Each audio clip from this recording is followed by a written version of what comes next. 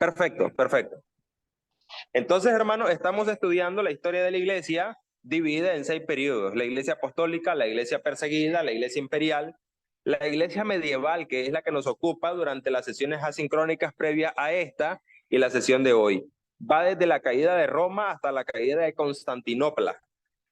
Recuerden que el Imperio Romano, ya veíamos eso desde la sesión sincrónica anterior, el periodo romano se dividió. Constantino trasladó la capital de Roma hacia la capital de Bizancio. Por eso más adelante a ese periodo del Imperio Romano se le va a conocer como el periodo del Imperio Bizantino. Y entonces nosotros tenemos que cae Roma en el 476 después de Cristo, y mucho tiempo después, prácticamente 1000 años después, cae Constantinopla, que es la nueva capital del imperio, que deja de ser más que todo imperio romano a ser el imperio bizantino, conocido posteriormente así. Y no se le llama Constantinopla durante su ejercicio, sino posteriormente los historiadores la conocen como la ciudad de Constantino, o Constantinopla, lo que hoy en día es Estambul. Y más adelante estaremos ya estudiando el periodo de la Iglesia Reformada. Cuando decimos la Iglesia Reformada nos referimos a la Reforma Protestante. ¿Se acuerdan ustedes? Martín Lutero, Juan Calvino y todos esos grandes personajes, desde la caída de Constantinopla hasta el fin de la Guerra de los 30 años. Para finalizar nuestro estudio de historia de la Iglesia con el periodo de la Iglesia moderna, que va desde el fin de la Guerra de los 30 años hasta la actualidad. Este estudio es un análisis no solamente histórico, sino también geográfico, cuando conviene, cuando es necesario, hacer un estudio geográfico de las ciudades principales donde se va desarrollando el cristianismo. Necesitamos entender no solamente los nombres y las fechas, pero también los lugares hacia donde nos estamos moviendo. Dijimos que en el periodo de la iglesia apostólica y la iglesia perseguida, estábamos moviéndonos más que todo en esa zona donde se originó el cristianismo, en la zona de Palestina. Sin embargo, ya en el periodo de la iglesia perseguida nos movimos de esa zona central en Jerusalén, ya que el evangelio también se diseminó por parte del apóstol Pablo hacia el mundo greco-romano. Entonces nos fuimos moviendo poco a poco hacia el norte de África, Alejandría, Cartago. También nos movimos hacia Éfeso o Asia Menor, y nos movimos a todos esos lugares importantes donde el cristianismo se fue desarrollando. Ya cuando el cristianismo llegó a establecerse en la capital del imperio greco-romano, en Roma, entonces ahí fue donde tomó y cobró mayor importancia, sobre todo porque se cree, según la tradición, que en Roma es donde padecieron nuestros dos grandes apóstoles del cristianismo, que serían el apóstol Pedro y el apóstol Pablo. Entonces la iglesia en Roma se convierte como la iglesia más influyente, como la iglesia más importante, por así decirlo, en el sentido geográfico y político. En cuanto a poder, fue la iglesia que más tuvo influencia. Ya cuando hablamos de la era medieval, de la época medieval, estamos ya bajo un pensamiento de que así como el imperio se dividió, eso lo estudiamos en la sesión anterior, el imperio romano se dividió entre la zona oriental, o sea, la zona griega. Allá en Constantinopla estaba la capital, ahí estaba Constantino y sus sucesores, pero también Constantino y su hijo proclamaron algo así como un coemperador que quedara en la zona de la ciudad de Roma, para que quedara reinando en la zona occidental del imperio, que es la zona latina. Se le conoce como zona griega a la zona oriental porque lo que más se habla es el griego koiné, y a la zona occidental se le conoce como latina porque lo que más se habla es el latín. Esa división del imperio, esa división política, evidentemente también determinó, de alguna manera influenció una división eclesiástica. La iglesia que antes estaba unida durante el periodo de persecución, ahora viene a estar de una manera muy distribuida, organizada en dos bloques, tal cual como el imperio romano. Entonces se dividió la iglesia griega, ortodoxo griega, y la iglesia occidental, que es la iglesia latina. Hay padres, hay personajes importantes en ambos lugares, en ambas zonas, pero cuando ya hablamos del periodo de la Iglesia Reformada, ya tenemos los ojos fijos ubicados propiamente en Europa. Ya en la Iglesia Reformada y antes de la Iglesia Reformada, con las raíces de la Reforma, con Juan Wycliffe, Juan Hus, son personajes que vamos a estudiar hoy. Ya ellos estamos hablando de Francia, Italia, estamos hablando de Europa propiamente. Y ya para hablar de la iglesia moderna, incluso nos vamos a mover hacia el continente americano. Bien, lo que tenemos hasta ahora es el capítulo 16 está bosquejado de esta manera. Tenemos el desarrollo del monacato. Ya desde el siglo IV tuvimos el desarrollo del monacato, pero lo estudiamos en la zona oriental. Cuando hablábamos de que surgieron algunos monasterios o estilos de monacato allá en el norte de África, por Alejandría y esos lugares. Sin embargo, ahora vamos a hablar propiamente del desarrollo de los monasterios, incluso de órdenes monásticas como los benedictinos, los cistercienses, los franciscanos y los dominicos. Probablemente estos dos últimos son los que usted más ha escuchado, la orden de los franciscanos y la orden de los dominicos. La orden de los franciscanos incluso es influyente hasta nuestros días porque hay escuelas católicas que son de las órdenes de los franciscanos o que fueron establecidas hace mucho tiempo por estas órdenes monásticas. Hay que destacar que el monacato brindó algunos beneficios, no solo a la iglesia, pero en sentido general a la historia, a la humanidad, pero también el monacato tuvo grandes males y los vamos a analizar el día de hoy. En este periodo de la iglesia medieval, durante el tiempo en que se estaban desarrollando los monasterios, también tuvimos el desarrollo del arte y la literatura medieval. Ahí surgieron grandes universidades como la Universidad de París, Oxford, Cambridge, las grandes catedrales, la arquitectura gótica de esas catedrales que hasta el día de hoy nosotros contemplamos. Si usted va a países europeos o incluso en países de Latinoamérica se reprodujeron algunos estilos góticos. Por ejemplo, ahí en Costa Rica tienen en San Rafael de Heredia, tienen una iglesia gótica muy bonita, uno la puede contemplar y eso es o surge durante este periodo de la iglesia medieval, el despertar de la literatura y el despertar del arte. Hablemos por ahora entonces de las órdenes monásticas, comenzando con los benedictinos, fundados por San Benedicto. ¿Quiénes fueron los benedictinos y cuál fue su característica principal? Bien, dice aquí que el autor nos ofrece esta información. La primera de las órdenes monásticas fue la de los benedictinos. Fue fundada por San Benedicto en el 529 después de Cristo, en Monte Cassino, a mitad de camino entre Roma y Nápoles. Esta orden llegó a ser la mayor de las comunidades monásticas de Europa y en su primer periodo promovió la cristianización y civilización del norte. Sus reglas requerían obediencia al superior del monasterio, la no posesión de bienes y la castidad personal. Esta orden era muy industriosa, talaba bosques, secaba y saneaba pantanos, labraba campos y enseñaba al pueblo muchas artes útiles. Muchas de las órdenes fundadas más tarde fueron ramificaciones de la orden de los benedictinos o surgieron como consecuencia de ellas. Entonces, estamos hablando del siglo VI, imagínese usted, porque el periodo de la iglesia medieval, regresemos a esta diapositiva, el periodo de la iglesia medieval es el periodo más largo que estamos estudiando en esta historia de la iglesia. Va desde el 476 con la caída de Roma hasta el 1453 con la caída de Constantinopla. Eso quiere decir que estamos abarcando un periodo de aproximadamente 1000 años. Así que nos vamos a estar moviendo bastante en el tiempo entre ese periodo, siglo VI, siglo VII, VIII, incluso siglo X y XI. Entonces los benedictinos se caracterizaban por, en principio es el hecho de que fue la primera orden monástica que se fundó por San Benedicto y estos promovieron la cristianización y la civilización del norte. O sea, ellos iban cristianizando a los pueblos del norte de Roma. Luego vienen los cistercienses. Este es un poco más sencillo. La orden la orden de Cister surgió en el 1098. Imagínense, teníamos un periodo de aproximadamente 400 años de diferencia entre surgió la primera y la segunda orden.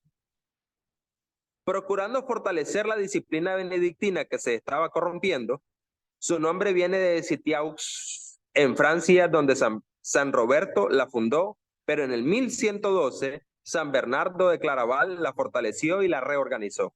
Los cistercienses prestaron gran atención al arte, a la arquitectura y en especial a la literatura, copiando libros antiguos y escribiendo muchos nuevos. Entonces, la característica principal de los cistercienses es que ellos prestaron atención al arte, a la escritura y en especial a la literatura. En este periodo vamos a tener una gran producción de obra literaria, como vamos a ver más adelante. Aquí viene una de las órdenes más conocidas. Si ustedes han visto en alguna ocasión, han visto a monjes que visten con batas café y visten de una forma muy simple, con túnicas café como casi desgastadas incluso y en sandalias. Es raro verlos, pero es probable verlos, encontrarlos hasta el día de hoy en algunas zonas de nuestros países. Y esos son los franciscanos. La orden de los franciscanos la fundó San Francisco de Asís en el 1209, o sea, el siglo III, inicio del siglo XIII, perdón. Este fue uno de los hombres más santos, devoto y digno de afecto. De Italia se esparció rápidamente por toda Europa y llegó a ser la más numerosa de todas las órdenes. Se dice que en la peste negra, la plaga que se esparció por toda Europa en el siglo XIV, más de 124,000 monjes franciscanos perecieron mientras prestaban ayuda a moribundos y enfermos. Por el color de su hábito llegaron a conocerse como los frailes grises. Y San Francisco de Asís era el que promovía un estilo de vida muy escueto, muy limitado, porque él creía que la posesión de bienes materiales era un estilo de mundanalidad. Entonces la orden de los franciscanos fue fundada por este señor San Francisco de Asís a inicios del siglo XIII y fue una de las que creció más rápidamente y fue una de las órdenes más numerosas e incluso que prevalece hasta nuestros días. Y aquí viene la que a mí más me gusta, la orden monástica de los dominicos. ¿Por qué? Bueno, porque los dominicos eran una orden española que Santo Domingo fundó en el 1215, muy cerca de los franciscanos, y se extendió por todos los países de Europa. Estos se diferenciaban de las otras órdenes en que eran predicadores. O sea, los dominicos eran principalmente predicadores. Los franciscanos se interesaban mucho por ayudar al enfermo, al desamparado, de alguna manera eran muy caritativos. Sin embargo, de las 4 órdenes que estamos analizando ahora, que estamos viendo ahora, la orden de los dominicos era la más predicadora.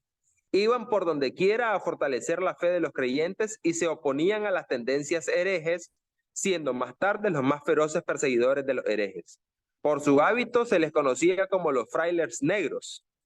A los franciscanos se les conocía como los frailes grises y a estos los frailes negros. A estos, juntos con los franciscanos, también se les llamaba frailes mendicantes, porque dependían para su sostén de las limosnas que recogían de puerta en puerta. Además de esta, había órdenes parecidas para las mujeres. Entonces, tanto los dominicos como los franciscanos eran órdenes mendicantes. Usted les puede conocer a ambas órdenes como mendicantes, porque a diferencia de las otras órdenes, en los monasterios, aquellos subsistían trabajando en el mismo monasterio, quizás en agricultura y en algunos otros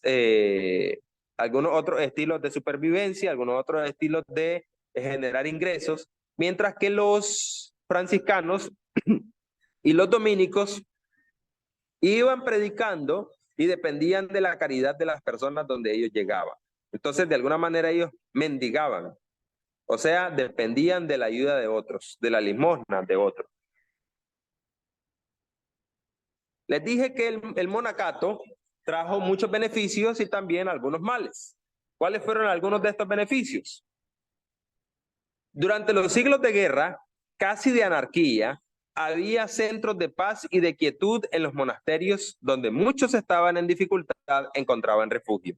Entonces, uno de los principales beneficios de los monasterios es el hecho de que podían encontrar paz. Era un lugar como de refugio para aquellos que estaban muy inquietos por la situación de guerra. Los monasterios daban hospitalidad a los viajeros, a los enfermos y a los pobres.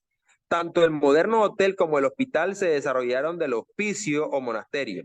A menudo el monasterio o el convento era el refugio y la protección de los indefensos, en especial de las mujeres y los niños. Los primeros monasterios, tanto en Gran Bretaña como en el continente, promovieron la agricultura. Los monjes se dedicaron al saneamiento y secado de pantanos, la canalización del agua, la construcción de caminos y el cultivo inteligente de la tierra. En las bibliotecas de los monasterios se preservaron muchas de las obras antiguas de la literatura, tanto clásica como cristiana. Los monjes copiaban libros y escribían la vida de los hombres distinguidos, crónicas de su propio tiempo e historias del pasado. Los monasterios han dado al mundo muchas de las obras religiosas más preciosas, tales como los cánticos de San Bernardo y la imitación de Cristo por Tomás de Kempis. Si alguien ha escuchado o leído ese libro, de este periodo surge. Sin sus escritos históricos, la Edad Media hubiera sido en verdad un vacío. Los monjes eran los principales maestros de la juventud, casi los únicos maestros. La mayoría de las universidades y escuelas de la Edad Media surgieron en las abadías y en los monasterios. Esos son los beneficios del monacato. Sin embargo, cabe señalar también que hubo males, o sea, consecuencias negativas de este estilo de vida. ¿Cuáles son? Tanto en la guerra como en la paz, los hombres capacitados que se necesitaban en el Estado estaban ociosos en los monasterios. Se ha asegurado que Constantinopla y el Imperio Oriental pudieron haberse defendido de los turcos si los monjes y los eclesiásticos hubieran tomado las armas y peleado por su país. El aumento de riqueza de los monasterios condujo a la indisciplina, al lujo, a la ociosidad y a la franca inmoralidad. Cualquier parecido con la realidad, especialmente hablando del Vaticano, es pura coincidencia. Muchos conventos se convirtieron en lugares de iniquidad. Cada nueva orden buscaba reformación, pero a la larga sus miembros degeneraban a los más bajos niveles de conducta. En un principio, los monasterios se sostenían por la labor de sus ocupantes. Sin embargo, en los siglos subsiguientes, su labor casi cesó por completo y monjes y monjas se mantenían de las rentas de sus propiedades que aumentaban sin cesar y por las contribuciones que se imponían a la fuerza a las familias ricas y a las familias pobres.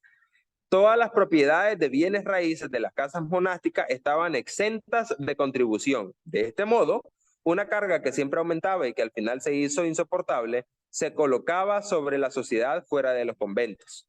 Su rapacidad los condujo a la extinción.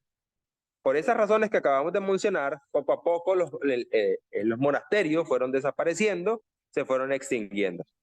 Lo que más me llama la atención en este momento, en este punto, es que los monasterios surgen por la necesidad. Oiga bien, ponga atención en este análisis.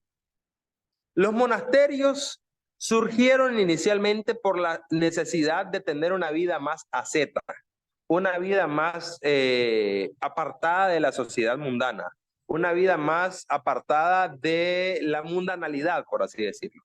Se comprendía claramente que si nos hacíamos amigos del mundo, nos constituíamos en enemigos de Dios y viceversa.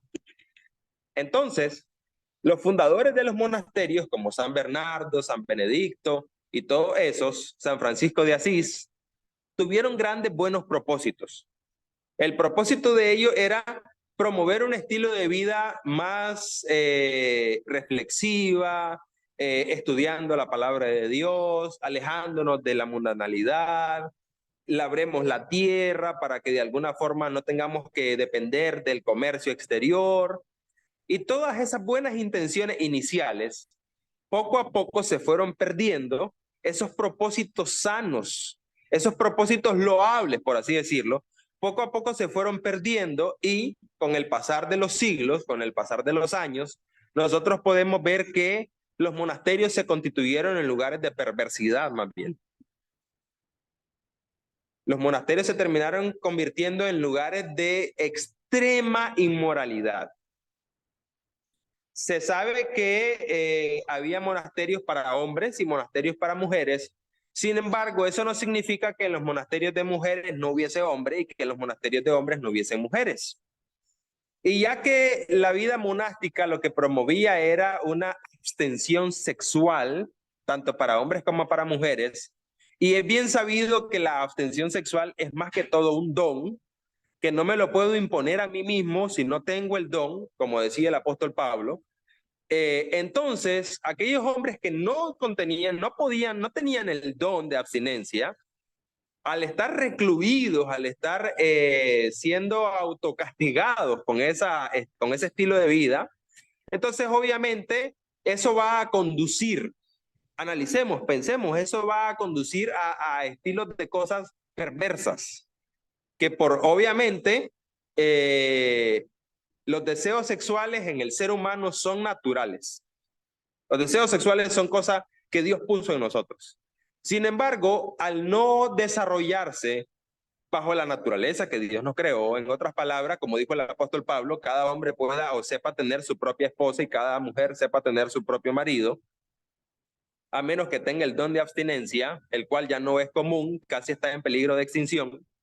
Entonces, ya podrán imaginarse ustedes en qué desembocaba el hecho de que hombres sin el don de abstinencia estuvieran recluidos sin poder casarse y que solo hombres hubieran en ese lugar.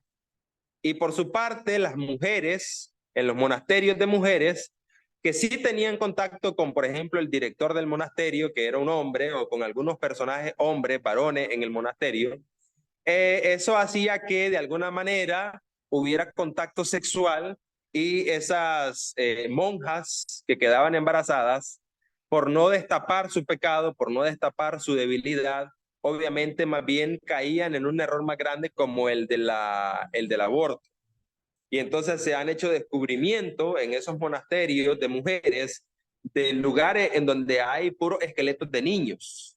Y eso usted lo puede comprobar en noticias, en canales y en páginas oficiales en internet, cosa que yo no estoy inventando. Así que el autor de nuestro libro de texto nos está dando a entender que algo que surgió con buenos propósitos al inicio, poco a poco fue perdiendo ese propósito y fue degenerándose en, más bien los monasterios casi al final se convirtieron en los lugares más inmorales que pudiese existir. Los lugares donde las personas que estaban dentro de ese lugar caían en cosas mucho más inmorales y perversas de las que hacían los que estaban fuera de esos lugares. Ese hecho de perder el propósito original y por ende caer en cualquier otro propósito y caer en males, me hace pensar a mí que nosotros como iglesia deberíamos de cuidarnos mucho. Deberíamos de cuidarnos mucho porque es fácil que una iglesia, una comunidad de fe, una congregación que comenzó, digamos, comenzaron una obra en algún lugar de Cuba o comenzaron una obra en algún lugar de Costa Rica o de Nicaragua, de Venezuela, y comenzamos con el propósito de llevar la palabra de Dios a aquellas personas que quizás nos vamos a una comunidad de gente muy necesitada, donde hay muchos niños huérfanos, donde hay mucha necesidad, mucha escasez. De alguna manera, el querer ayudar a esas personas con la palabra de Dios y también con alguna ayuda material, podría llevarnos, con el pasar del tiempo, si no nos cuidamos, podría llevarnos a simplemente satisfacer intereses personales. Es bien sabido que muchas organizaciones sin fines de lucro que buscan ayudar a los pobres del mundo, en realidad terminan siendo centros de enriquecimiento para los directivos de esas organizaciones. ¿Por qué? Porque en la búsqueda de donaciones para sus objetos de ayuda, en realidad terminan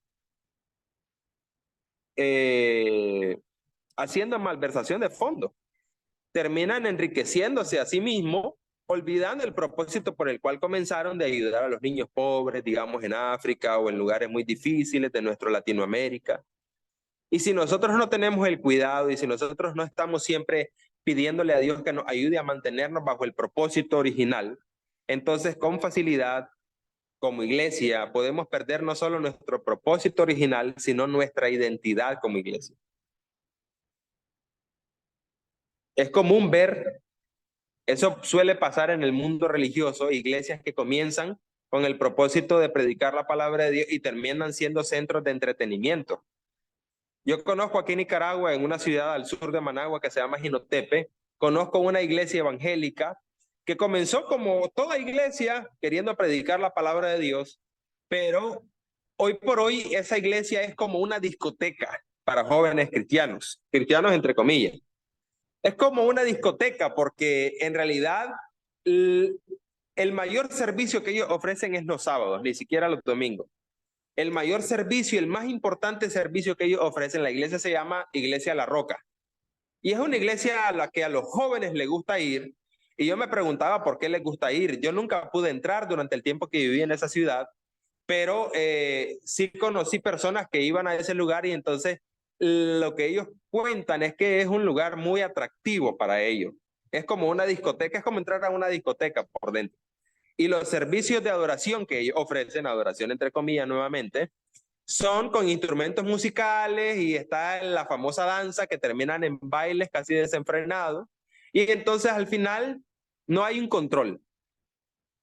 Casi me recuerda a los cultos a San Dionisio en el siglo I y en la era del mundo grecorromano. San Dionisio era el dios del vino. Entonces, que es el dios Baco para los romanos, Dionisio para los griegos. Entonces, al dios Baco, que es el dios del vino, ¿con qué lo adoramos? ¿Con qué podemos adorar al dios del vino? Bueno, al dios del vino se le adora con vino, ¿no? Con vino. Entonces, al dios del vino se le comienza adorando con vino y en los servicios usted puede buscar.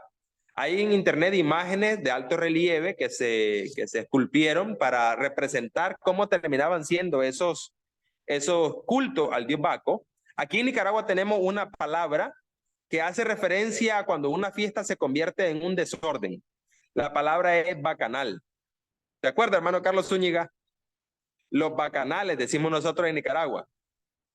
Y con bacanal nos referimos a una fiesta que se volvió desenfrenada, una fiesta que terminó en borrachera y en cualquier otra cosa.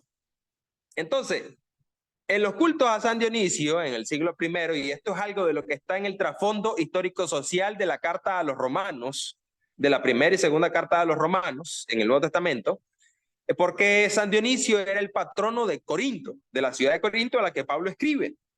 Entonces, los corintios, no nuestros hermanos de la iglesia, pero la gente en Corinto, iban al culto en el templo del dios Baco, iban a un culto normal, ellos iban a un culto a un dios pagano, pero el punto es que como era el dios del vino, comenzaban adorándole con vino, y entonces entre vino y vino, entre copa y copa, nos ponemos borrachos o se ponían borrachos, y una cosa desenfrenaba a la otra.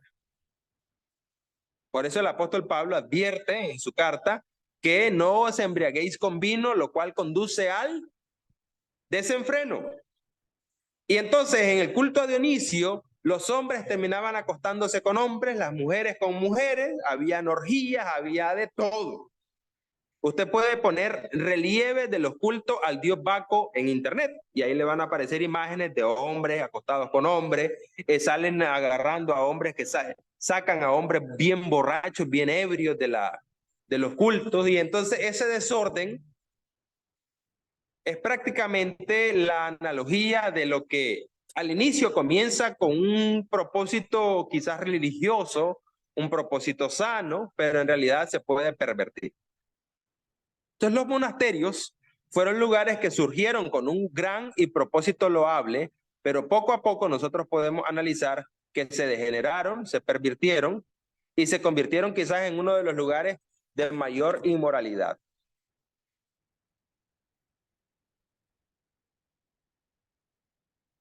Eso para hablar de los males del monacato. Nos movemos un poco en nuestro bosquejo del estudio del capítulo 16. Nos movemos del desarrollo del monacato hacia el segundo punto y último para pasar a nuestro receso.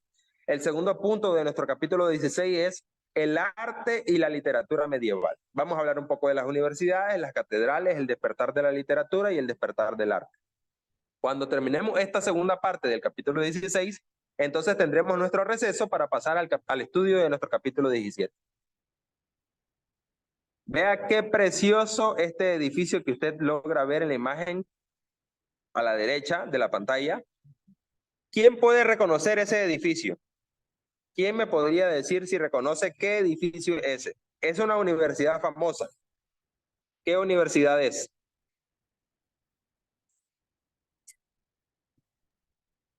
La de Oxford. Durante la Oxford. Oxford. ¿Quién dijo? Bueno, lo dijo Chacón, pero allá lo dijo otro también, pero puedo estar equivocado. Esa es la Universidad de Oxford. Durante la Edad Media surgieron casi todas las grandes universidades, en su mayoría establecidas por eclesiásticos, o sea, por líderes de iglesia, que se desarrollaron de escuelas primitivas vinculadas con catedrales y monasterios. Entre estas universidades famosas puede mencionarse la Universidad de París. En el siglo XI, bajo Abelardo, tenía 30.000 estudiantes la Universidad de París. Y las universidades, hasta la fecha, hasta nuestra actualidad, de las más famosas del mundo, la Universidad de Oxford, Cambridge y la Universidad de Bolonia, a las que asistían estudiantes de todos los países de Europa. Preparando esta clase, me doy cuenta que la Universidad de Oxford ofrece becas. Un anuncio por aquí. La Universidad de Oxford en Europa ofrece becas para jóvenes de países de bajos recursos. O sea que nosotros en Nicaragua, Cuba, tenemos Venezuela, Honduras, tenemos la oportunidad de, si tenemos un buen promedio en secundaria, quizás esto ya no nos sirve a nosotros los que estamos aquí en la sala virtual, pero podemos promover la información, la noticia a lo largo de nuestros jóvenes en la iglesia, en nuestras congregaciones. Yo le digo siempre a mi hija la mayor, ya tiene 10 años, está en cuarto grado de primaria y ella tiene excelentes notas. Ella siempre está en el cuadro de honor en la escuela desde el primer grado, siempre, siempre, siempre. Ella es muy aplicada, siempre me han dicho las maestras, ha estado en 3 escuelas distintas aquí en Nicaragua. Ya más recientemente tiene 3 años en una escuela, es la que probablemente va a continuar durante toda su historia de estudio, hasta que Dios me lo permita a mí. Pero yo siempre la insto a ella, la invito a que mantenga ese ritmo de estudio, que ella mantenga esa calidad de notas. Y yo le digo, porque con esa calidad de notas, cuando gradúe ella de secundaria, cuando ella termine su secundaria, va a ser muy fácil conseguir una buena beca en una buena universidad, probablemente en Nicaragua o en el extranjero. ¿Por qué? Porque evidentemente cualquier universidad de prestigio quiere tener estudiantes buenos, quiere tener estudiantes de alto nivel académico. Entonces yo le insto a ella que siempre mantenga buenas notas. Y esa podría ser una forma de incentivar y motivar a nuestros jóvenes en la iglesia. Motivarlos a que ellos mantengan un buen ritmo académico, un buen ritmo de estudio. Porque en el futuro, a cualquier estudiante con buenas notas salido de secundaria, cualquier universidad de prestigio lo quiere recibir. Tal vez si no le dan una beca del 100%, pero puede conseguir un muy buen descuento. Entonces, durante estaba preparando esta clase y buscando esta imagen de la Universidad de Oxford, encontré páginas oficiales en donde esta universidad brinda becas para países de bajos recursos, para jóvenes de países de bajos recursos. Por ahí les dejo ese dato. También en este periodo de la iglesia medieval tenemos el surgimiento de las catedrales. Ahora bien, las catedrales como tales, las iglesias grandes como la de Santa Sofía, ¿se acuerdan ustedes? Allá en Estambul, la iglesia de Santa Sofía, que hoy por hoy es una mezquita musulmán. Las catedrales de estilo gótico surgieron en Europa, las grandes catedrales de Europa, esas maravillas de arquitectura gótica que el mundo moderno contempla, sin poder superar ni siquiera igualar, se trazaron y construyeron durante el periodo medieval. Ahí tienen ustedes, voy a tratar de ampliar la pantalla, la arquitectura de una catedral de estilo gótica.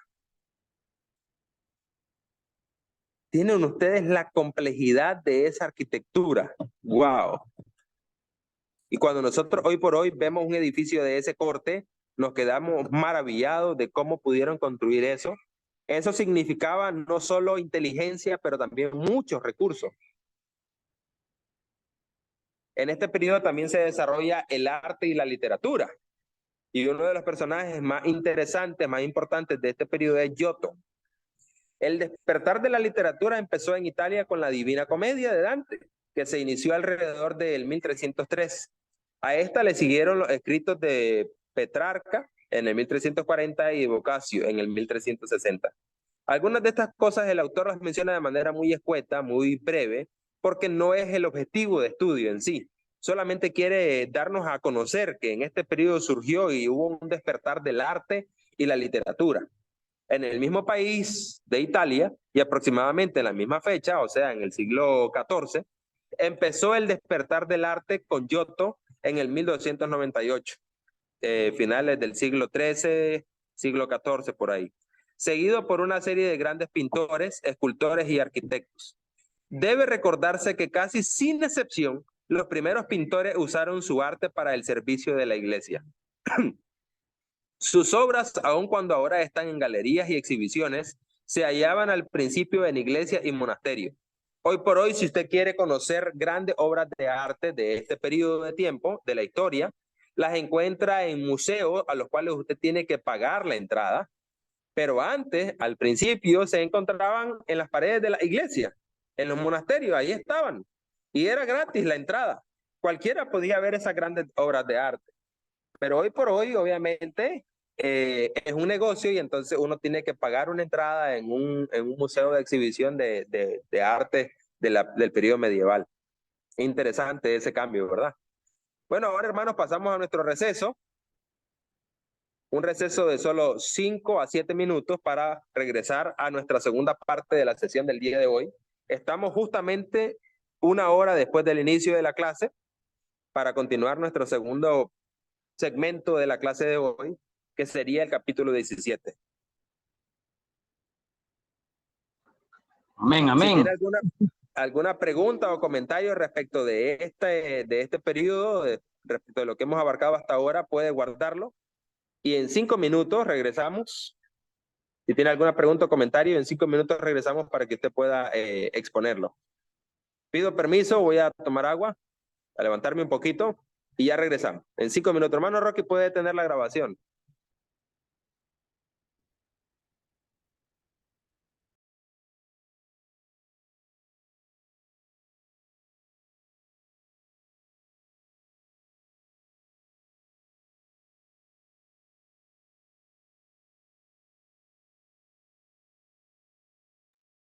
Hermano Rocky, puede tener la grabación.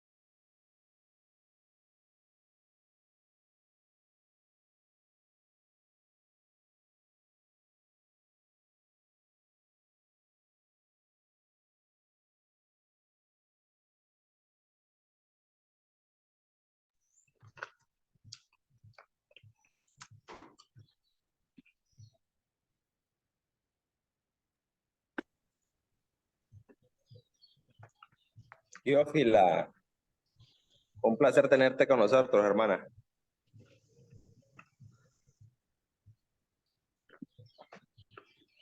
Hola, hermano Bueno, Carlos, vamos. buenas tardes. Hola, Teófila. ¿Qué tal está Perú? Hola, hermano. ¿Qué tal está Ahorita Perú, Teófila? ¿Se ha calmado? está un poco silencioso, Un poco silencioso. pero no está todo. Ajá. Bueno, seguimos orando bien. por Perú.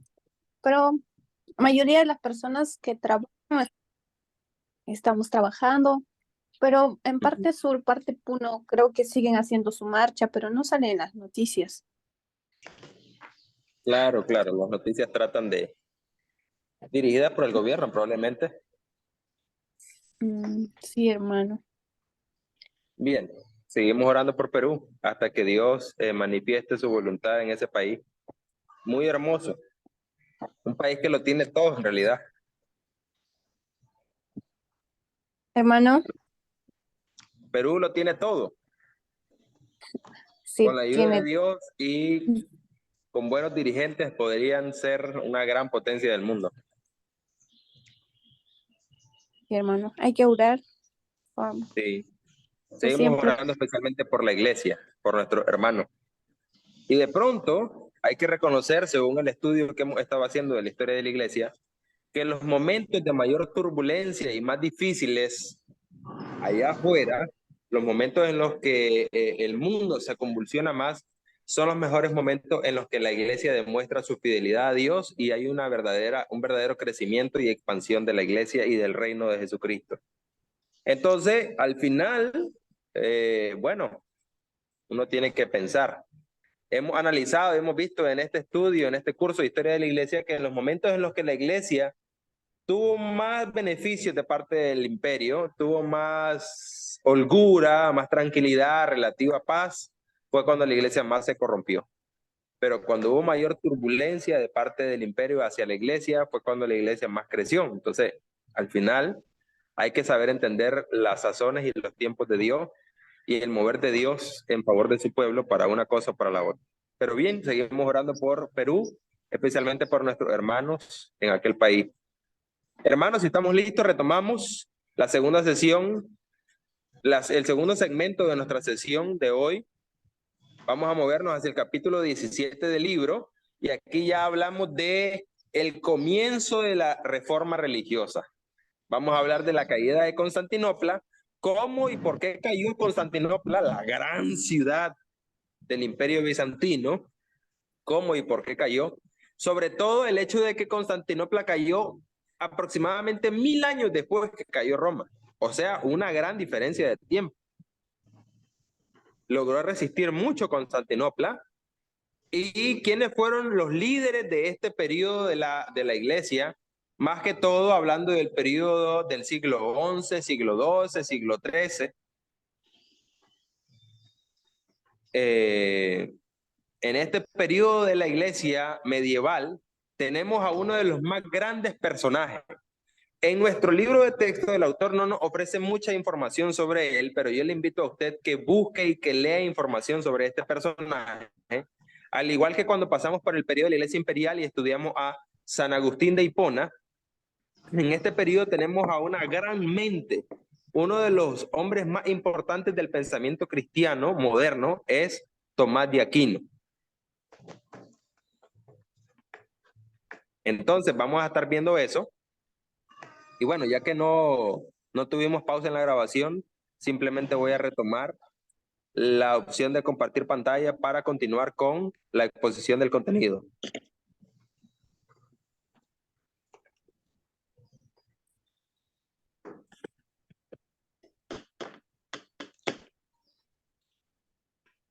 ¿Cómo está dividido el estudio de nuestro capítulo 17?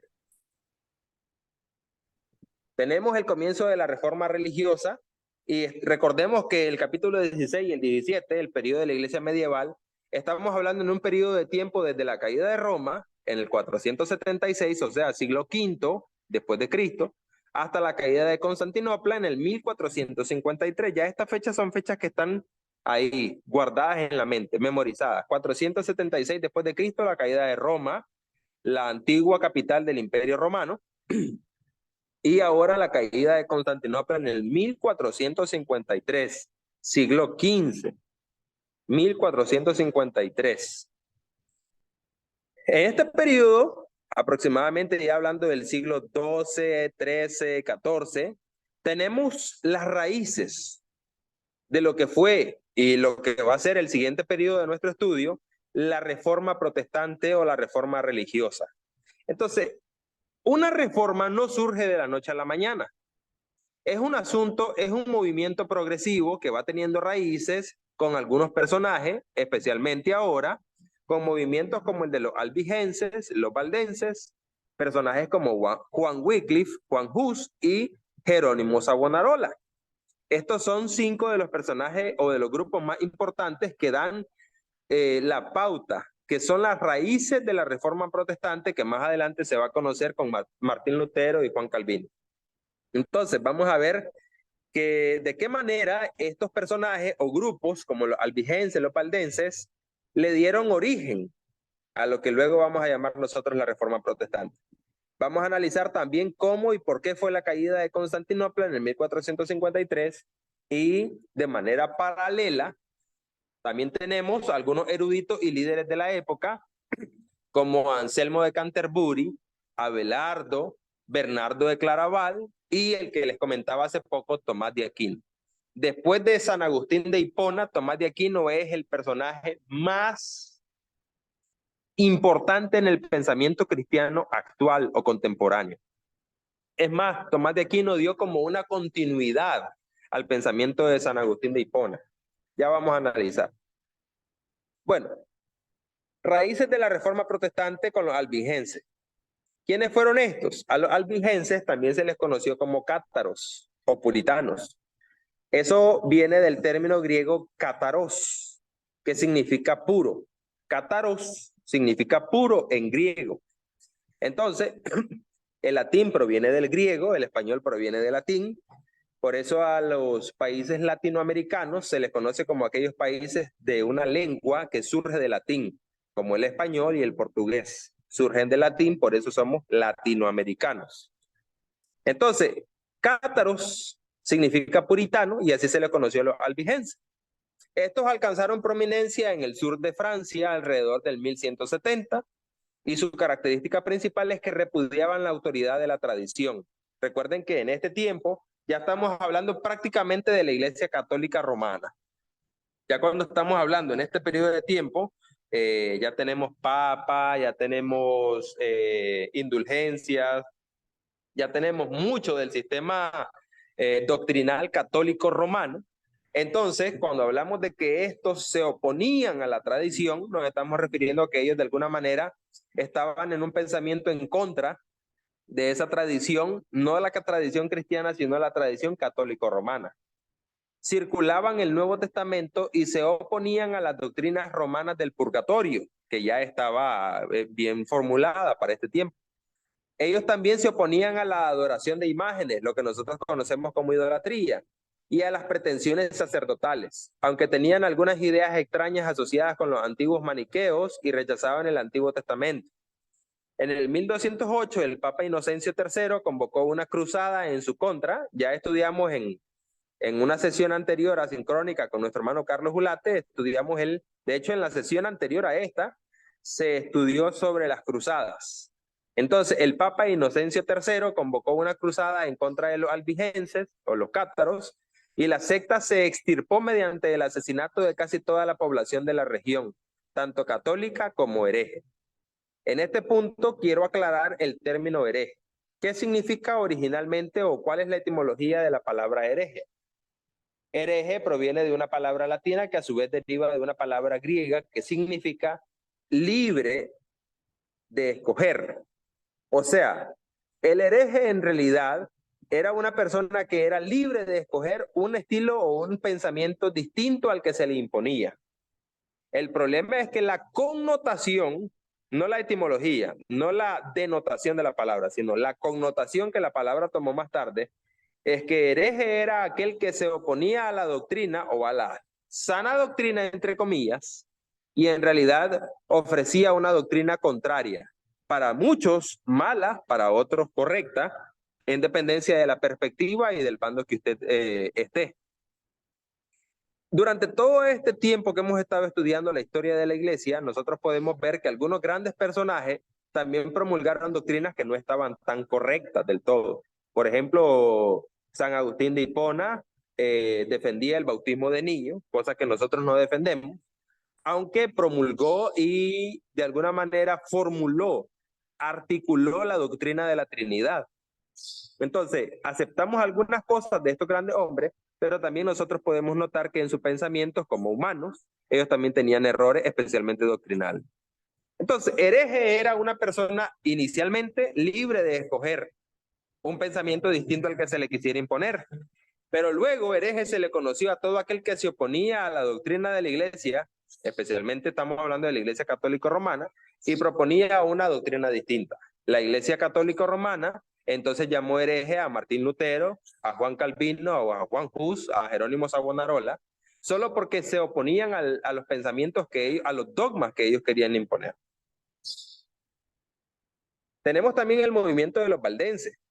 Estos surgieron más o menos en el mismo tiempo de los albigenses, en el 1170 con Pedro Baldo, un comerciante de León que leía, explicaba, predicaba y circulaba la escritura, a la que apelaba en contra de las costumbres y la doctrina de los católicos romanos, valga la aclaración. Estableció una orden de evangelistas que se conocían como los pobres de León, que anduvieron por el centro y el sur de Francia ganando adeptos. Los persiguieron con crueldad, pero al salir de Francia encontraron albergue en los valles del norte de Italia. A pesar de los siglos de hostigamiento, han permanecido y constituyen una parte del grupo relativamente pequeño de protestantes en Italia hasta el día de hoy, los valdenses. Los pobres de León eran conocidos. Y aquí un personaje importantísimo, de los personajes más importantes que marcan la pauta para la reforma protestante, está este señor llamado Juan Wycliffe. ¿Por qué? Bueno, porque él empezó un movimiento en Inglaterra en favor de la libertad del poder romano y de la reforma de la iglesia. Él nació en el 1324 y se educó en la Universidad de Oxford, aquella que vimos ahora en la imagen, donde llegó a ser doctor de teología y líder en los consejos que se llevaban a cabo en dicha institución. Atacaba a los frailes mendicantes, o sea, a los franciscanos y a los dominicos, y al sistema del monacato. Él estaba en contra del monacato. Rechazaba, ojo, ya él estaba en contra del monacato porque para su tiempo, nosotros podemos ver que el periodo de tiempo en el que él está viviendo es el siglo XIV, ya para su tiempo los monasterios se habían degenerado en lo que ya explicamos anteriormente, valga la aclaración. Entonces Juan Wycliffe estaba en contra del monacato porque él veía los monasterios como centros de inmoralidad más que como centros de estudio de la escritura. Ya en su tiempo, el problema contemporáneo para él ya es que los monasterios habían perdido ese propósito original, como estábamos explicando anteriormente. Rechazaba y se oponía a la autoridad papal en Inglaterra. Escribió en contra de la doctrina de la transubstanciación. Si alguno no recuerda, esta doctrina de la transubstanciación es la doctrina católico-romana que asegura que al momento que el sacerdote en la misa hace la oración por el pan y por el vino, estos elementos pasan de ser simples elementos simbólicos a ser literalmente el cuerpo y la sangre de Cristo en las manos del sacerdote. La doctrina de la transubstanciación es mucho más compleja que lo que acabo de decir, pero solo a manera de resumen y de una manera muy, pero muy breve, escueta, eso quiere decir la doctrina de la transubstanciación. El considerar teológica y cristológicamente que al momento de hacer la oración, después de que el sacerdote ora por los elementos del pan y del vino, estos se constituyen no en elementos simbólicos, sino literalmente ellos creen en la carne y la sangre de Cristo. Entonces, Juan Wycliffe él consideraba el pan y el vino solo como símbolos e instaba a que el servicio de la iglesia se simplificase más, según el modelo del Nuevo Testamento. O sea, él quería que el orden del culto, el orden de la misa, en ese tiempo ya se llamaba, fuera más como el modelo que el Nuevo Testamento propone, un modelo mucho más simple. Su mayor obra fue la traducción del Nuevo Testamento al inglés. A Juan Wycliffe se le conoce principalmente porque él tradujo la escritura hacia el idioma inglés. De cuenta propia tradujo el Nuevo Testamento al inglés y luego que lo terminó en el 1380 y ya más tarde en el 1384, el año de su muerte, aparece el Antiguo Testamento, con el cual también fue ayudado por algunos de sus amigos en la traducción, porque recuerden que el Antiguo Testamento es mucho más largo. Entonces, Juan Wycliffe traduce la Biblia al idioma de su lengua, al idioma inglés, y a sus seguidores se les llamó los Lolardos, perdón. En un tiempo estos Lolardos fueron numerosos, pero los persiguieron bajo los reyes Enrique IV y Enrique V y al final lo eliminaron. La predicación de Wycliffe y su traducción prepararon el camino para la Reforma Protestante.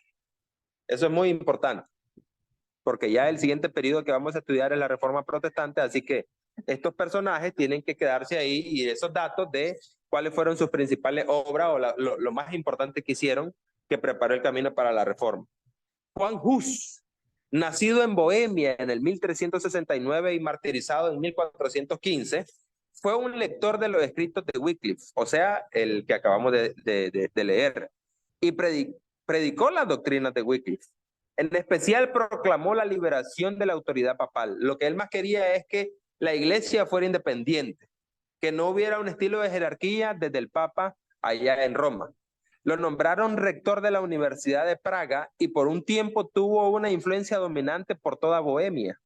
El Papa lo excomulgó y puso la ciudad de Praga bajo censura eclesiástica mientras él permanecía allí. Hus se retiró, pero desde su lugar de escondite, enviaba cartas reafirmando su idea. Después de 2 años consintió en ir ante el concilio de la Iglesia Católica Romana en Constanza, Baden, en la frontera de Suiza, habiendo recibido un salvoconducto del emperador Segismundo. Sin embargo, violaron el pacto sobre la base de que la fe no se guardaría con herejes. En el 1415 entonces lo condenaron y lo quemaron en la hoguera a Hus, pero su suerte, o sea, el hecho de lo que le ocurrió, despertó el elemento de reforma en su tierra natal e influyó en Bohemia por todos los siglos desde sus días. Y ahora hablemos de Jerónimo Savonarola, como uno de los personajes que abren el camino para la Reforma Protestante. Nacido en el 1452, o sea, el siglo XV, fue un monje de la Orden de los Dominicos en Florencia, Italia, y prior del monasterio San Marcos. Predicaba como uno de los profetas antiguos contra los males sociales, eclesiásticos y políticos de su tiempo. Llenaba la gran catedral hasta rebosar con multitudes ansiosas, no tan solo de escuchar, sino de obedecer su enseñanza. Por un tiempo fue el dictador práctico de Florencia y efectuó una manifiesta reforma. Sin embargo, el Papa lo excomulgó, lo apresaron, condenaron, colgaron y quemaron su cuerpo en la gran plaza de Florencia. Su martirio ocurrió en el 1498. Este es probablemente el que murió mucho más joven. Vean ustedes que vivió solo del 1452 al 1498. O sea, solo vivió 46 años. Lo martirizaron muy joven. Solo 19 años antes que Lutero clavara su tesis en la puerta de la Catedral de Wittenberg. O sea, ya aquí estamos a la puerta. Ya estamos a un peldaño de encontrarnos con Martín Lutero, con la Reforma Protestante y las 19, la tesis que él puso en la puerta de la Catedral de Wittenberg. Ya esto se pone más emocionante cada día porque la Reforma Protestante es uno de los momentos más emocionantes de la historia de la Iglesia.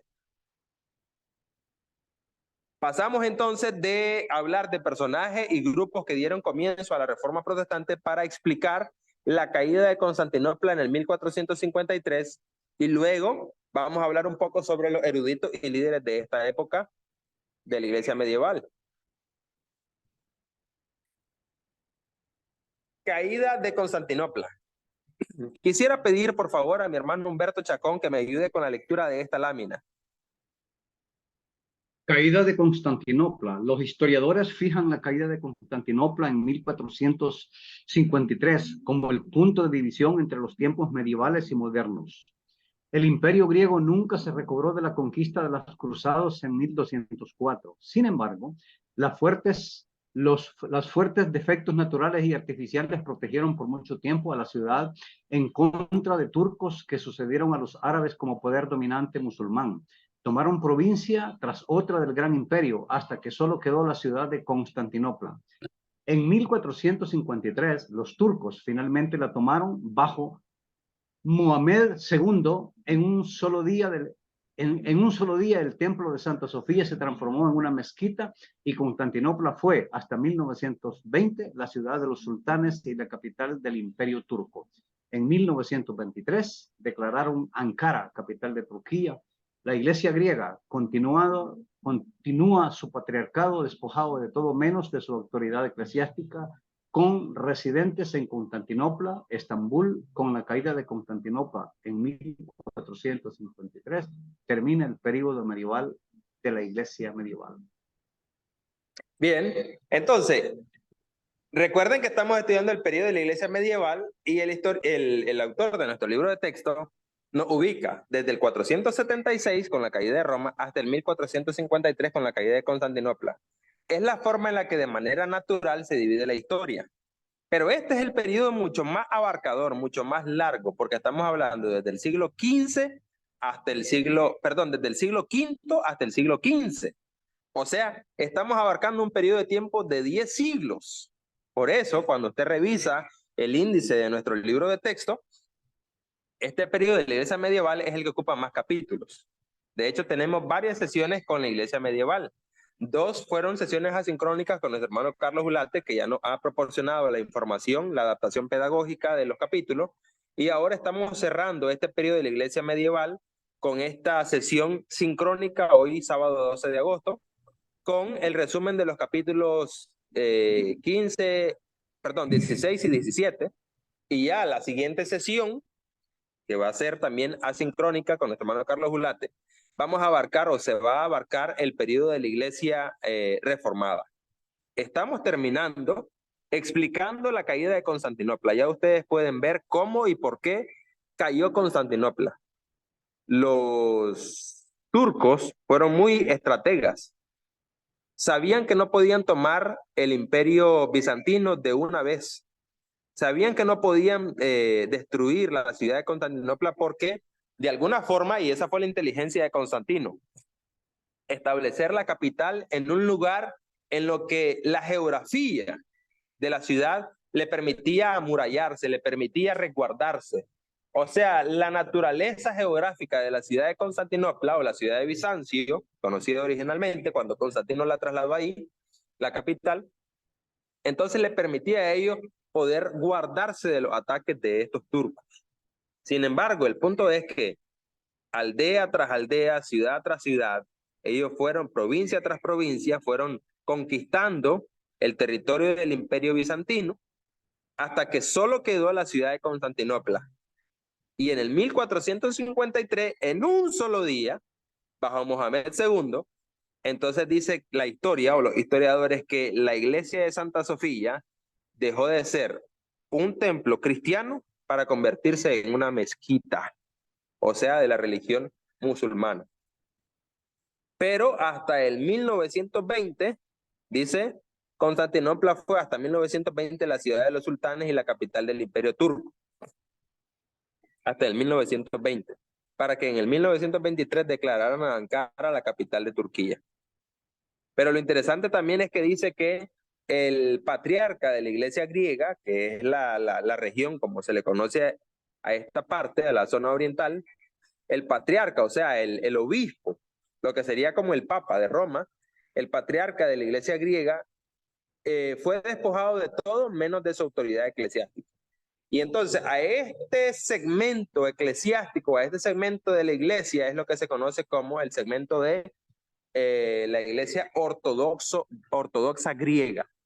Si ustedes han escuchado ese término, la iglesia ortodoxa griega, que hasta el día de hoy es bastante fuerte en esa zona oriental, incluso se movió hacia el país de Rusia. Bien, con la caída de Constantinopla, entonces, en el 1453, nosotros terminamos el periodo de la iglesia medieval. Pero antes de pasar al periodo de la iglesia reformada en la siguiente sesión, conviene estudiar brevemente algunos personajes y líderes eruditos de este periodo de la Iglesia medieval, como lo son Anselmo de Canterbury. Dice que él vivió del 1033 al 1109 después de Cristo. Anselmo nació en Piamonte, Italia. Al principio, como tanto otro, era un erudito que vagaba por muchos países. Se hizo monje en el monasterio de Bec, Normandía, y lo nombraron abad en el 1078. En el 1093, Guillermo Rufus lo nombra arzobispo de Canterbury y primado de la Iglesia de Inglaterra, Sin embargo, luchó contra Guillermo, o sea, el mismo que lo promovió, que lo nombró. Luchó contra él y su sucesor Enrique I por la libertad y autoridad de la Iglesia y por un tiempo sufrió el destierro. Escribió muchas obras teológicas y filosóficas y le han llamado un segundo Agustín, como Agustín de Hipona. Murió en el 1109 después de Cristo. Entonces este es Anselmo de Canterbury. Usted pone en internet la palabra o el nombre Anselmo de Canterbury y le aparecen imágenes como esta. Otro gran erudito de esta época es Abelardo. Pedro Abelardo, que vivió del 1079 al 1142 como filósofo y teólogo, fue el pensador más valeroso de la Edad Media, o sea, el que se amarró bien los pantalones. Puede considerarse el fundador de la Universidad de París, la que ya mencionábamos antes, madre de las universidades europeas. Su fama como profesor atrajo a estudiantes por millares de todas partes de Europa. Influyó en muchos de los grandes hombres de la generación que le siguió. Sus intrépidas especulaciones y opiniones independientes le pusieron más de una vez bajo la expulsión de la Iglesia. Aún más famosa que sus enseñanzas y escritos fue la romántica historia de su asunto amoroso con la hermosa Eloísa, por quien dejó los votos monásticos, o sea, él dejó el celibato y se casó con ella, pero después lo obligaron a separarse. Ambos entraron en conventos, Abelardo murió siendo abad y Eloísa abadesa, o sea, los líderes del monasterio. Ahora tenemos a Bernardo de Claraval, que vivió del 1091 al 1163 después de Cristo. Este señor, Bernardo de Claraval, era de una noble familia francesa. Vea bien, qué interesante. Muchos de nosotros que nacimos de familias pobres quisiéramos ser de familias nobles. Y este señor que nació en una familia noble, dice, lo educaron para la corte, pero renunció a ella por el convento. O sea, prefirió la vida monástica que la nobleza, que estar al servicio de la corte. En el 1115 estableció el Claraval un monasterio de la orden cistercense y fue su primer abad. Esta orden echó raíces en muchos países y a sus miembros se les conocía comúnmente como los bernardinos. Bernardo era una unión admirable del pensador místico y práctico. Predicó y promovió la Segunda Cruzada en el 1147. Hombre de mente amplia y corazón bondadoso, se oponía y escribía en contra de la persecución de los judíos. Algunos de sus himnos como Cristo si gozo al pecho da y Cabeza ensangrentada, ese lo tenemos en el himnario, Cabeza ensangrentada, se cantan en todas las iglesias. Solo 20 años después de su muerte, lo canonizaron como San Bernardo.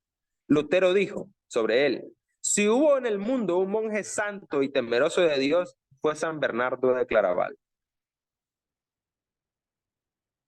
Y para concluir nuestra sesión el día de hoy, cerramos nuestro estudio con el gran personaje Tomás de Aquino. La mentalidad más grande de la Edad Media fue, sin duda, la de Tomás de Aquino. Del 1226 al 1274, o sea, vivió muy poco tiempo. Se le llamó el Doctor Universal, o el Doctor Angélico, o incluso el Príncipe de la Escolástica. Este es el sobrenombre más común, a como yo también lo conocía. El Príncipe de la Escolástica. Nació en Aquino, en el reino de Nápoles. En contra de la voluntad de su familia, los condes de Aquino entró a la orden de monjes dominicos. Cuando era un joven estudiante era tan callado que lo apoderaron el buey mudo. Sin embargo, su maestro, Alberto Magno, decía, un día este buey llenará al mundo con sus mugidos. Llegó a ser la autoridad más celebrada y elevada de todo el periodo medieval en filosofía y en teología. Recordemos que para este tiempo la filosofía no estaba disasociada, o sea, separada de la teología. De hecho, no se podía hacer teología sin hacer filosofía y no se podía hacer filosofía sin hacer teología.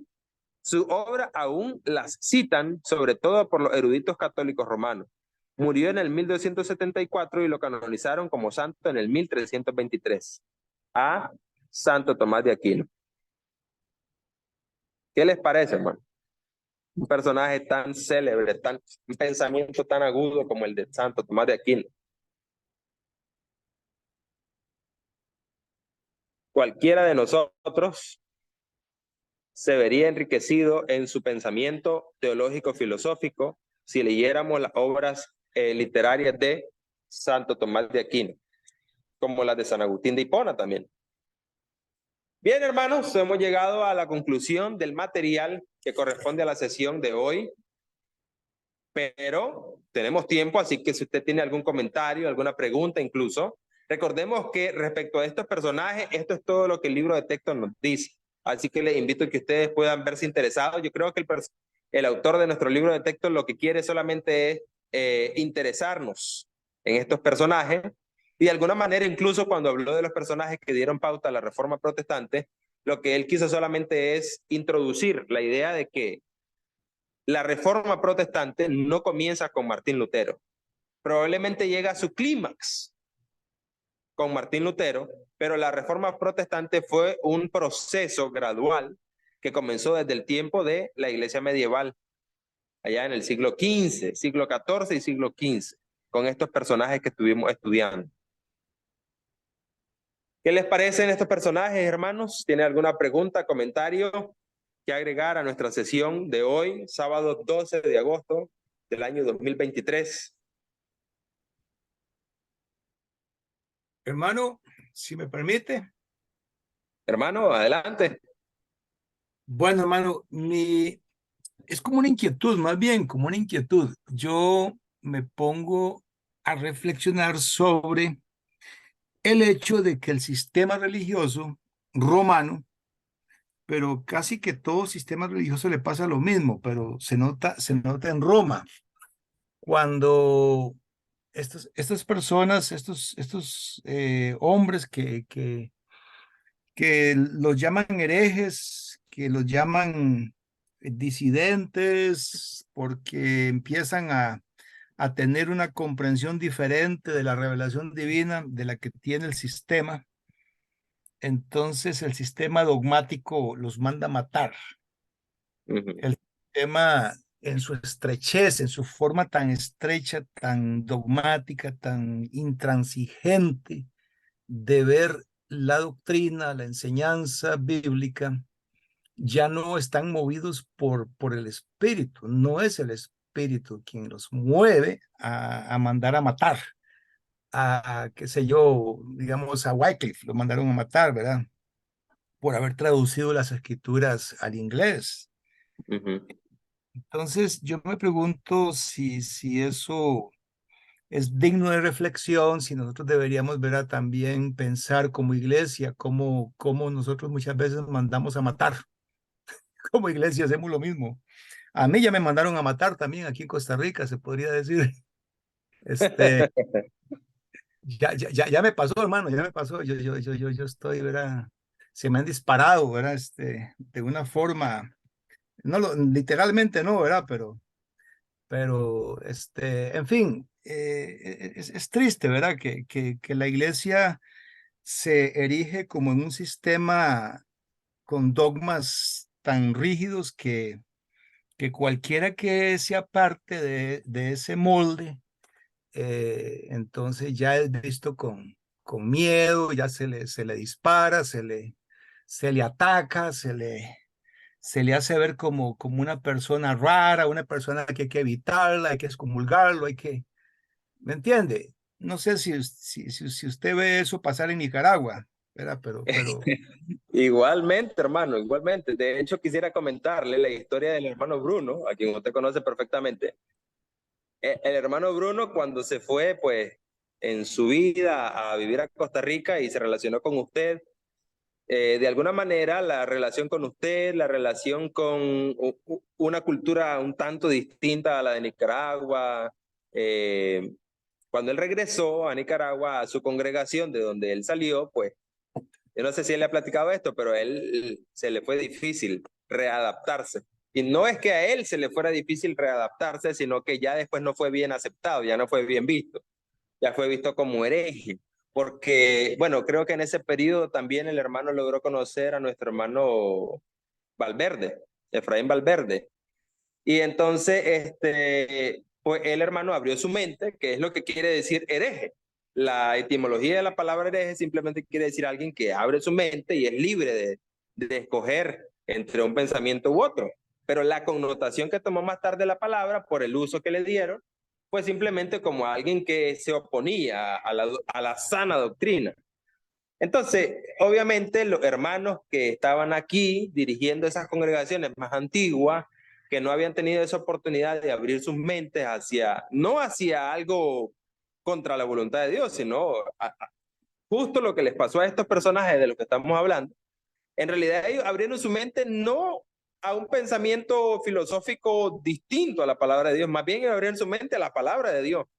Porque lo que ocurrió en la mayoría de los casos de estos personajes, como Martín Lutero y muchos más, es que ellos, al tener contacto directo con la Biblia, pudieron darse cuenta de que muchas de las cosas, de las prácticas doctrinales y los dogmas que habían en la iglesia, en el sistema religioso católico romano, eran más bien en contra. O sea, que quienes estaban en contra de la voluntad de Dios no eran ellos, sino más bien el sistema religioso en el que ellos, o del que ellos formaban parte. Entonces, al manifestar su forma de pensar, pues fueron mal vistos. Y en aquel tiempo, obviamente, ellos fueron martirizados. En este tiempo, quizás no nos mandan a matar literalmente porque, bueno, porque irían presos, pero ganas no le faltan a muchos llamados hermanos que en realidad por dogmas, por tradición, por tener una manera de pensar muy obcecada, en realidad yo creo que caen en un delito peor. Quizás no nos mandan a matar de manera literal, pero ya ellos son, dice el Señor Jesucristo, ya ellos son reos del infierno, porque al odiar a su hermano, al odiarnos a nosotros, los que pensamos de una manera distinta a ellos, no es que pensamos mal, es que pensamos distinto a ellos, porque hemos abierto nuestros ojos a una profundidad mayor de la Escritura.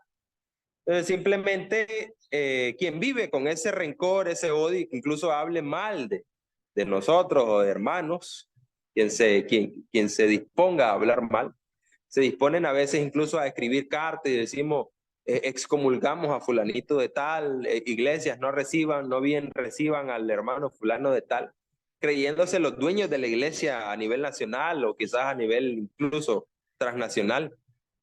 Pues obviamente, al final, yo creo que el respaldo de Dios está con el que busca hacer su voluntad. Y muchos hombres que están en posiciones de liderazgo ya se han apartado por mucho, como usted bien señalaba, de la guía del Espíritu Santo, porque siguen dogmas que a veces lo hacen por conveniencia. Entonces, sí nos pasa, hermano, como iglesia del Señor Jesucristo, sí nos pasa y sí deberíamos tener mucho cuidado al respecto, porque tarde que temprano podemos caer en un error u otro de los que estamos analizando en esta historia de la iglesia. O sea, si no caemos en un error, quizás somos tentados a caer en otro. Y yo creo que estudiar la historia de la iglesia lo que nos debe de motivar e incentivar es al hecho de que nosotros mismos podamos hacer un análisis introspectivo sobre nuestro comportamiento como iglesia, como institución, incluso como este programa de EVI, que lo que nosotros busquemos sea promover el estudio de las escrituras. Y cada hermano que participa en estas sesiones sea libre con la guía del Espíritu Santo de escoger lo que va a pensar, pero inspirado por el Espíritu Santo en lo que la palabra de Dios dice. Bueno, que es al final el propósito por el cual el hermano Rocky ha querido comenzar este programa, ¿no? Sembrar la palabra de Dios en el corazón de todos nosotros, en el corazón de toda persona que sea posible. Yo creo que tenemos que seguir orando para que ese propósito original que Dios puso en el corazón de nuestro hermano no se vea corrompido, por lo menos por mucho tiempo. Por lo menos que la voluntad de Dios pueda perseverar ese propósito y que continuemos haciendo esto con la guía del Señor, con la guía del Espíritu Santo y que nuestros estudiantes, nuestros hermanos que están participando con nosotros sean bendecidos con el aprendizaje, más que querer seguir a un maestro, al hermano Juan Carlos, o al hermano Luis, o al hermano Carlos, o al hermano Rocky, al hermano tal, que lo que busquemos seguir sea el conocimiento de la palabra de Dios. Y por eso más bien lo que nosotros instamos es, hermano, no se conforme solo con lo que hablamos aquí en esta sesión. Haga sus lecturas correspondientes. Y no solo haga la lectura del libro, que esa lectura del libro, que lo que los libros nos enseñan, despierten en nosotros una hambre y una sed de conocer más la palabra de Dios, que es al fin y al cabo la única que tiene poder para salvarnos y librarnos de la condenación eterna. Gracias, hermano Carlos, por su comentario bien acertado. ¿Alguna pregunta o comentario más para que podamos ir concluyendo nuestra sesión de hoy, sábado 12 de agosto? Ok, Alicia quiere decir algo. Hola, hermana Alicia. Hola, ¿qué tal? ¿Cómo está? Hermano, a mí me gusta mucho este tema de hoy. ¿Sabe por qué? Porque yo como miembro de una iglesia, como cristiana, me da miedo las mentes cerradas. O sea, yo pienso que como cristianos leemos la Biblia y la Biblia es un libro lleno de sabiduría, donde más bien nuestro pensamiento tiene que ser amplio, porque Dios es amplio, infinito. Entonces las mentes cerradas me dan miedo. Simplemente eso. Y de hecho, sí hay que tenerle miedo a las mentes cerradas, porque son capaces de cualquier cosa. Ya lo vimos, ya lo analizamos en la sesión de las cruzadas. Sí, Todas sí, esas cruzadas que hubo de parte de la Iglesia Católica Romana, del sistema religioso católico romano, fueron en contra de personas que simplemente estudiaron la palabra de Dios, pensaron diferente al sistema y entonces fueron martirizados solo por pensar conforme a la voluntad de Dios.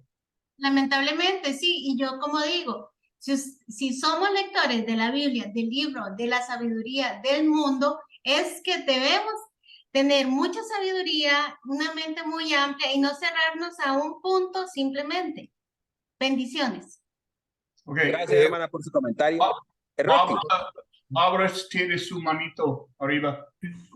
¿Quién, perdón? Sí, Bárbara, sí, hermano. hermana Bárbara, perdón, no había visto su manito electrónica. Sí, hermano, muy interesante el estudio, me ha encantado muchísimo. He aprendido porque yo soy una de las que estoy trabajando con ancianos, con jóvenes, y lo que explicó me gustó mucho porque debemos apegarnos a las escrituras en todo lo que hacemos. Debemos apegarnos a lo que estamos haciendo para Dios, que sea conforme a su voluntad. Y me encantó esa parte que usted explicó de que a veces comenzamos un proyecto de trabajo y pensamos que lo estamos haciendo bien, pero debemos revisar qué es lo que estamos haciendo, si lo estamos haciendo conforme a lo que las escrituras nos enseñan, al propósito por el cual Dios estableció su iglesia aquí en la tierra. Muchas gracias y bendiciones. Y recuerden que ese error es un error primitivo. La iglesia de Éfeso, que se encuentra en Apocalipsis capítulo 2, ya había perdido su primer amor. Okay, Entonces, Carlos. cualquiera de nosotros puede caer en ese mismo error. Hermano Rocky. Carlos tiene su manito. Sube. Okay. Sí, es que por un rotulito de rec de grabación es que yo no logro ver la manita. Hermano Carlos. Después me das chance a mí de Carlos. Claro, hermano, hermano. el tema da para mucho, en realidad, ¿verdad? A mí me gustaría dejar la inquietud sembrada para retomarla más adelante, pero en esencia lo que ocurre es que cuando un grupo de creyentes X o Y de un país se constituye en vigilantes, se constituye en alerta, o sea, son los inspectores, los agentes, policías, sí, que son los que determinan y los que creen que tienen en su poder legitimar el trabajo de otros.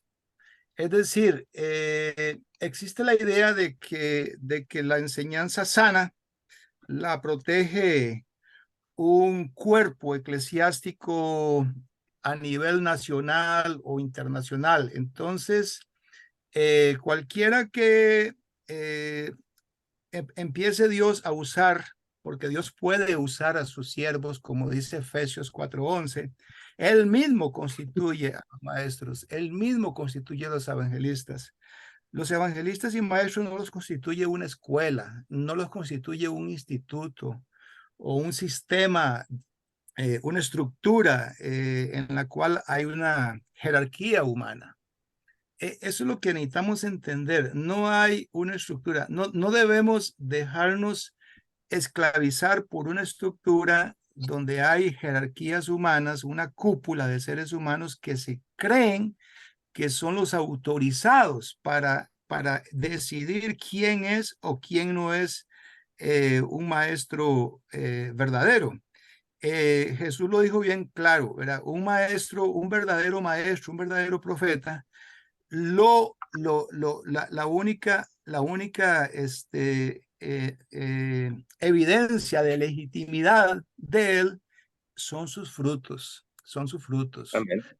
No el título, no el aval, ¿verdad? Que le pueda dar a uno un sistema X o Y, ¿verdad? Ese es el reto que tenemos. Entendamos que nuestra legitimidad no la define un sistema que tenga una cúpula de seres humanos que son los que se creen autoridades como para firmar ese título.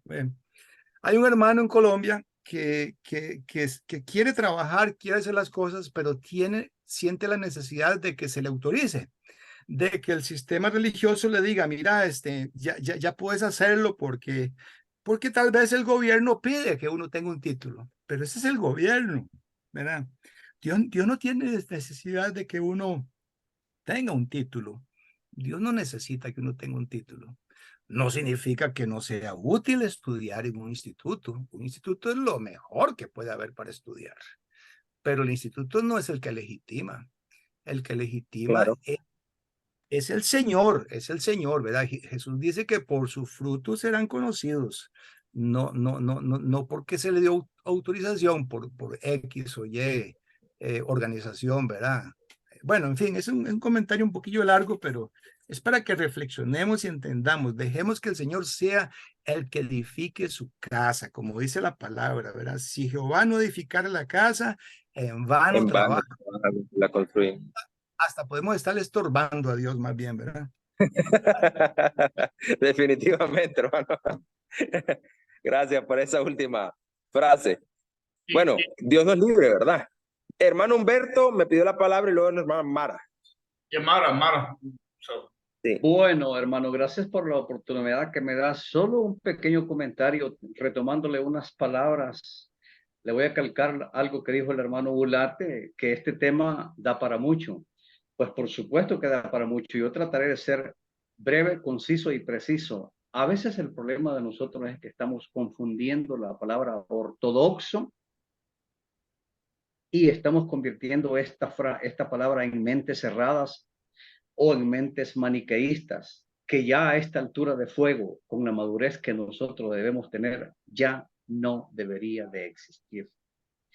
Entonces necesitamos nosotros en asuntos cristianos, no me gusta usar la palabra religioso, pero mejor lo voy a sustituir por asuntos cristianos, deberíamos de tener ya mente de alto criterio, mente abierta, sin caer en el liberalismo. Entonces es necesario ya que de verdad, no confundamos lo ortodoxo con lo maniqueísta, ni tampoco con la mente cerrada. Es mi comentario, Carlos. Muchas gracias. Gracias, hermano Humberto. Hermana Mara.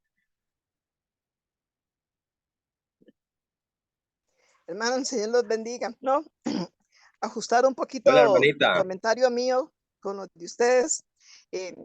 Nada más un énfasis, hermano, que a veces cuando un hermano va creciendo en sabiduría, el que, no sé, hay alguno que se cree erudito y entonces trata como de bajarlo y hasta lo acusan de corromper la doctrina, que la está separando.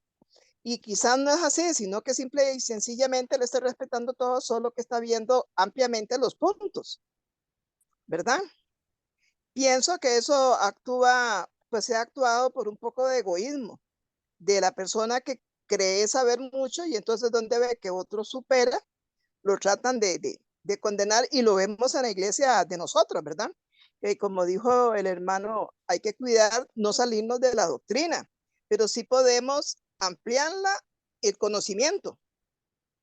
Y he visto que se juzga mucho el sentido de que dicen está corrompiéndola o está apartando la doctrina. Y todo está correcto, lo único que es un poquito más amplia, más abierto, con más conocimiento, con más visionario. Y bueno, ese es el punto que yo veo, digo, con lo que usted está enseñando, pues uno aprende, porque el tema es enriquecido, ¿verdad? Sacamos un montón de temas. Pero sí, Sí. hermano, no era eso mi participación. Dios los bendiga. Muchas gracias, hermana Gracias. Mar. Y yo podría concluir todos sus comentarios. Hermana Bárbara. Bárbara tiene la manito levantada. O la tenía levantada desde que hizo el comentario.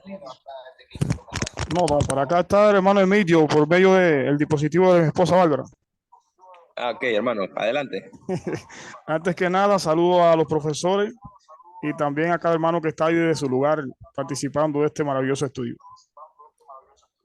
Sí, me fascina, hermano, este tema porque creo que es una manera en la cual nosotros podemos revisar la historia de la iglesia y revisar muchas cosas que han pasado que dieron traste a que la doctrina se desviara de la razón por la cual Jesucristo vino a morir por nosotros.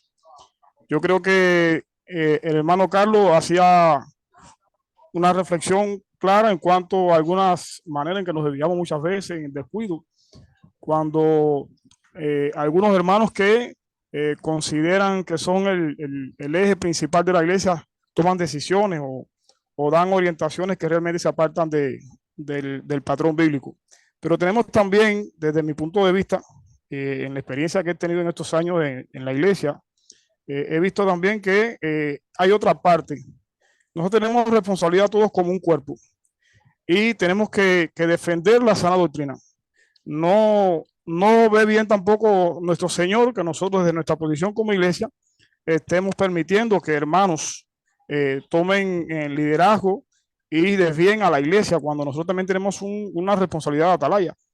Entonces, Dios debe pedir cuenta tanto a aquel que enseña. Dios dice, no hagamos muchos maestros porque recibiremos mayor condenación, pero también nos pide cuenta a nosotros como atalaya de nuestra posición. Y creo que ambos, de ambas posiciones, tanto el que escucha como el que enseña, tiene una responsabilidad directa delante de Dios. Y si nosotros desde nuestra posición, tanto como cristianos que escucha como cristianos que enseña, en una responsabilidad de liderazgo, tomamos la posición que Dios nos manda, tomando en cuenta lo que nos dice 1 Corintios 1:10, que seamos todos del mismo pensar y del mismo sentir, para que no haya división entre nosotros. Todas estas cosas van a irse controlando desde el punto de vista bíblico y doctrinarnos como Dios nos manda. Yo agradezco infinitamente la enseñanza que usted ha estado transmitiendo. De verdad nos ayuda a revisar nuestra historia y nos ayuda a revisar esas partes que muchas veces vemos que hoy día todavía en muchas congregaciones de la Iglesia de Cristo se han estado descuidando. Gracias, hermano, por la intervención que me permite tener. Gracias. Claro que sí, mi hermano, para eso estamos. Bueno, sí, todos sus comentarios, hermanos, son muy acertados, caen en cuenta del propósito de por qué estamos estudiando este periodo de la historia. Yo creo que no solo es el hecho de estudiar la palabra de Dios la que nos ayuda a mantenernos en la línea, porque recordemos, Saulo perseguía al cristianismo, al nuevo camino, no bajo intereses propios. Él perseguía al cristianismo creyendo que estaba haciendo la voluntad de Dios, creyendo que estaba defendiendo la religión de Moisés, que había sido revelada por Dios en el monte Sinaí. Él estaba defendiendo las escrituras hebreas. Muy probablemente muchos hermanos que se creen en la posición de defender la sana doctrina lo hacen desde su pensamiento basado en la palabra de Dios. Yo creo que aquí lo que nos ayuda a mantenernos en la línea no solo es el conocimiento de la palabra de Dios, porque muchos pueden tener un conocimiento teórico de la palabra de Dios. Aquí lo que nos ayuda a mantenernos en la línea es justamente la parte del comentario de nuestro hermano Carlos Ulate. Muchos, bajo un sistema religioso, una jerarquía y bajo dogmas, cayeron en el hecho de la falta de guía del Espíritu Santo. O sea, cuando ya ellos estuvieron dispuestos a perseguir, a matar a cristianos, solo por pensar distinto a ellos, eso ya era algo evidentemente en contra de la guía del Espíritu Santo. El Espíritu Santo no nos va a llevar a hacer cosas como esa. Entonces, nuestra invitación sería no solo que estudiemos más la palabra de Dios. Lo primero que necesitamos es no caer en ignorancia. No hacer las cosas, no caer en el error por ignorancia. Lo primero que necesitamos es asegurarnos que lo que estamos haciendo, lo estamos haciendo basados en la palabra de Dios revelada en lo que nosotros tenemos como la Biblia.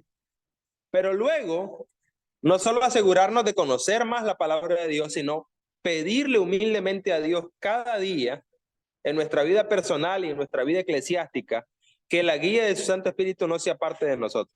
Y para eso hay que ser muy humildes, hermano. Para que la guía del Espíritu Santo se mantenga con nosotros, porque el Espíritu Santo va a dejar de trabajar en nuestra vida a medida que nos llenamos de orgullo y de soberbia, a medida que nos creemos autosuficientes. Recuerden que la primera bienaventuranza es: bienaventurados los pobres en espíritu. Como traducen algunas versiones, bienaventurados los que reconocen su necesidad de Dios. Entonces, ser pobre en espíritu es reconocer que necesitamos de la guía del Espíritu Santo. Que aunque conozcamos mucho la Biblia, la guía del Espíritu Santo es la garantía de que nos vamos a mantener en la línea de la voluntad de Dios. Con esa invitación nos vamos a despedir pidiendo a nuestro hermano Rolando que por favor ore desde Cuba para que desde la hermosa isla nos llene de la bendición de Dios, pidiendo a Dios su bendición para cada uno de nosotros en nuestros diferentes países y por este programa tan precioso, que Dios permita mantener ese propósito de que la palabra de Dios sea sembrada en nuestro corazón. Adelante, hermano. Amén. Oremos, hermano. Amantísimo Padre, damos gracias, oh Dios, por darnos la oportunidad de estar reunidos como iglesia para participar de este tiempo tan maravilloso. Que el tiempo previsto para reunirnos nos permita, Padre, conocer más de la historia de la iglesia en tiempos antiguos.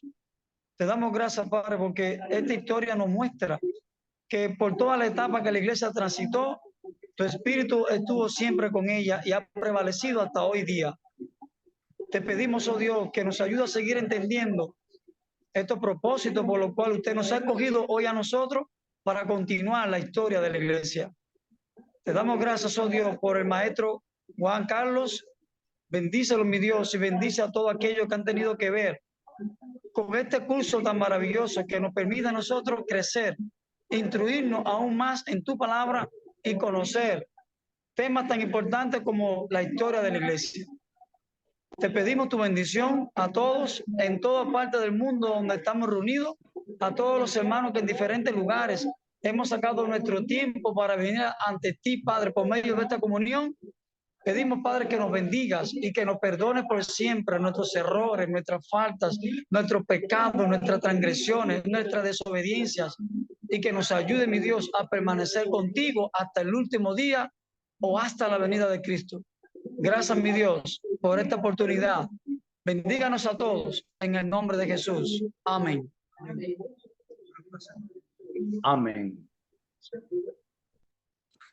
Amén. Amén. Hermanos, muchísimas gracias por haberlo escuchado. Ha sido un gran placer y reciban